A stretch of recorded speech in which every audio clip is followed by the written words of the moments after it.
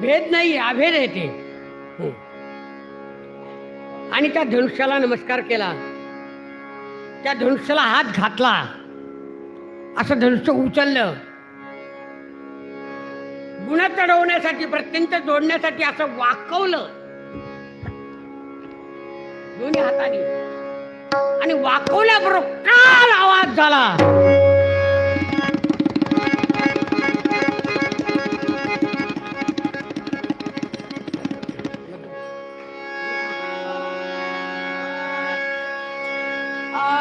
राघवे करे धरून या सुचाप ओढिले, राघवे करी धरून या सुचाप ओढिले, राघवे करी धरून या सुचाप ओढिले, ओढी काढिताची कुठची माझी कडाडले.